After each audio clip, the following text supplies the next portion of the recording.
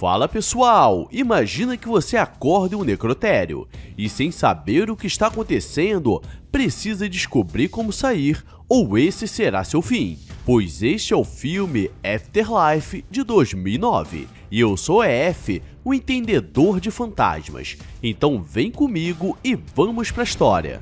Um homem está trabalhando na sua funerária e após preparar o presunto, ele tira uma foto para que toda a família lembre dele, parecendo que ele estava cheio de vida. E do outro lado da cidade, vemos um casal mandando ver nas brincadeiras. O problema é que tudo já começa errado quando o cara está dando a vida, mas a mulher parece que estava morta. E ele fica desanimado e quando ele vai reclamar, ela vai nervosa pro banheiro. Como um bom homem padrão, ele tenta pedir desculpas por algo que ele não estava errado e diz que a amava, mas ela não responde nada e se prepara para trabalhar, pois ela é professora em uma escola no bairro e ela chega bem na hora onde um dos seus melhores alunos sofreria bullying porque ele era muito quieto e ele só queria ver os pintinhos que estavam na sala.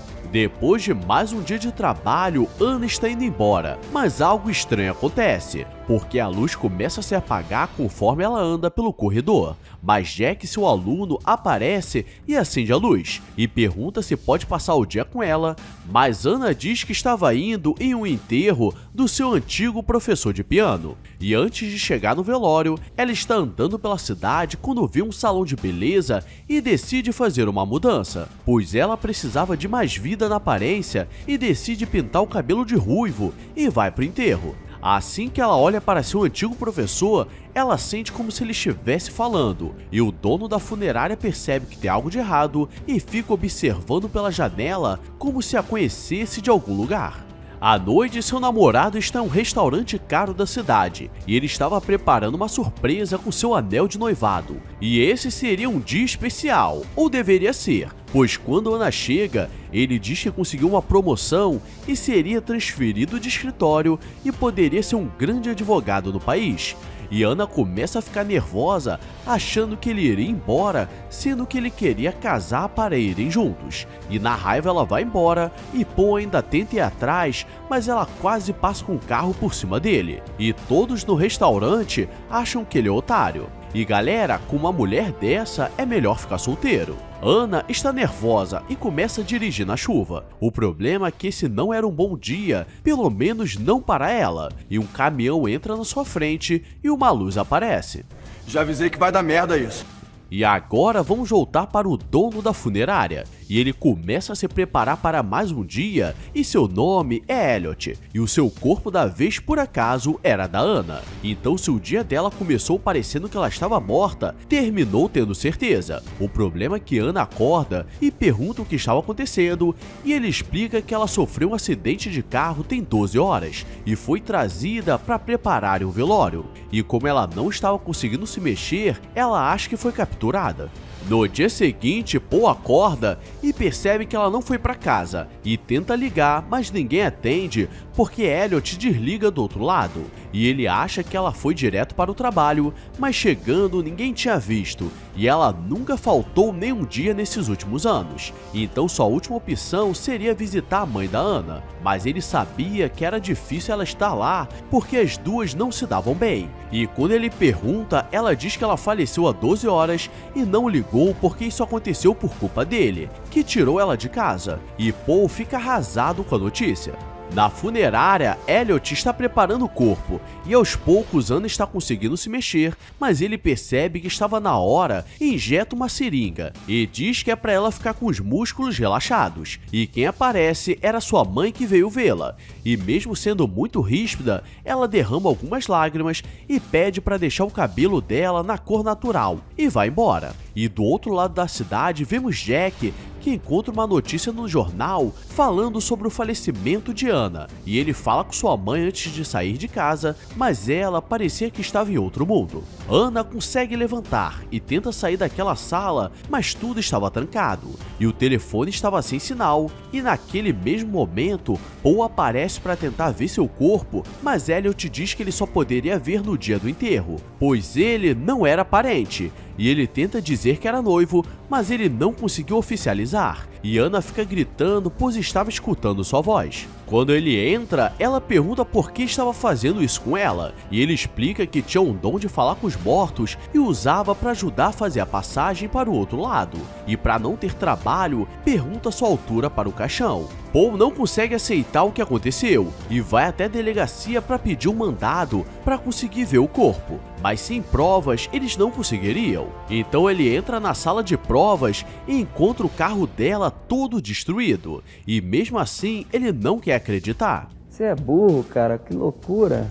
Jack acorda de madrugada pois esqueceu a luz do abajur acesa, mas quando ele apagava, seu pintinho começava a piar com medo do escuro. E esse jovem tinha algum segredo que ainda não sabemos, mas quem estava guardando algo era Anna, que pega uma tesoura e esconde, pois ela atacaria Elliot para fugir dali, e começa a olhar o local e encontra uma velha falecida, e quando ele aparece para terminar o trabalho, ela tenta ir para cima dele, mas não tem coragem de atacar, e ele perde a paciência e diz que ela deveria aceitar e diz que ela não tinha muito tempo, pois seu enterro seria na sexta-feira. Quando ele sai, Anna tenta dormir, mas acorda com aquela velha olhando para ela, falando que ela não estava pronta, e mostra uma porta escura e diz que se ela não ficar pronta, ela vai ficar presa ali para sempre, e aquilo parecia um pesadelo. E Elliot está preparando o próximo enterro, que seria da senhora ao lado, e Jack aparece e pergunta se era o dia da professora Anna,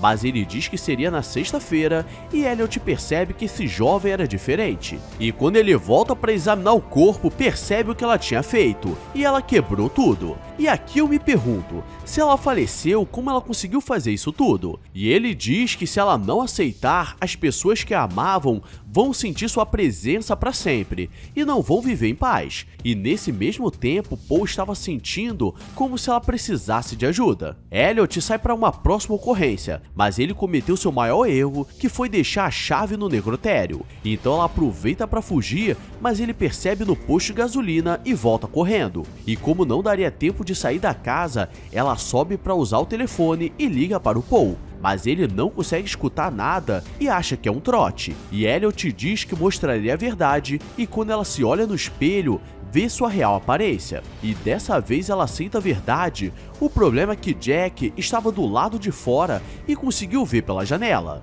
Então no dia seguinte, quando Paul vai no colégio para pegar seus pertences, Jack diz que ela estava viva com um vestido vermelho. E na raiva, ele dá um botador nervoso no jovem mequetrefe e todos acham que ele estava perdendo o controle. Anna já aceitou seu destino e pergunta se sua mãe ou Paul choraram por ela, e ele diz que não, para que ela não fique apegada a ninguém. E ele termina de preparar um corpo ao lado e quando percebe, havia um carro de polícia na sua porta, mas era apenas um policial que veio visitar seu irmão falecido. E o policial pede um minuto com seu irmão, mas aproveita que estava sozinho para ver o corpo da Anna. E Elliot percebe que ele é um taradão. E galera, quando falecer é melhor ser cremado, porque não basta ser humilhado vivo, agora ainda tem humilhação morto. Mais uma vez, Jack aparece na capela, e Elliot diz que podia falar com os mortos e descobriu quando era pequeno com sua mãe, pois ela já estava falecida, mas ele conversava como se ela estivesse viva, e Jack percebe algumas semelhanças. Suspeito! Paul está andando pela cidade inconformado com tudo o que estava acontecendo, e vê um manequim com vestido vermelho e lembra que Anna comprou um, então o que Jack falou no colégio era verdade, e ele sai correndo para a funerária e confronta Elliot falando que ele estava prendendo Anna ali, e não tinha o porquê, e Elliot diz que chamaria a polícia, então Paul vai direto na delegacia, mas eles já haviam recebido as denúncias de tudo que ele havia feito nesses dias, e estava fora de controle, e aquele policial tarado diz que viu o corpo da Anna e ela realmente estava falecida. Seu corpo estava pronto, e só faltava o grande dia.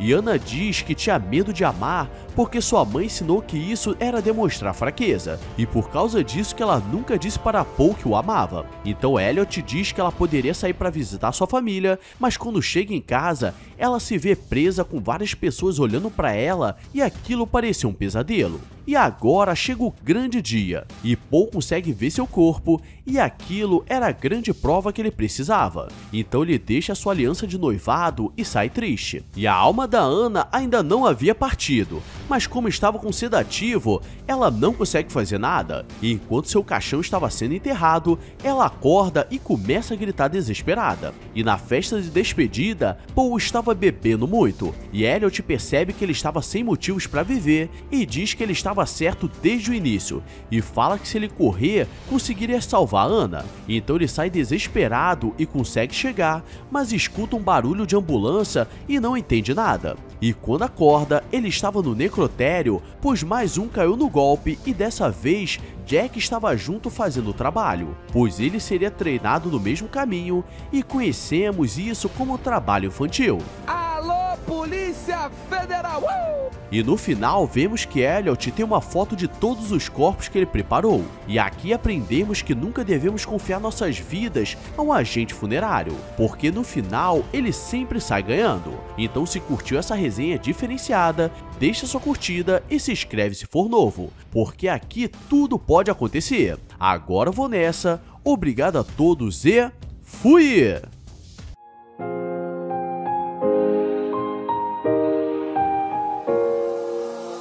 I walk a lonely road, the only one that I have ever known. Don't know where it goes, but it's home to me and I walk alone.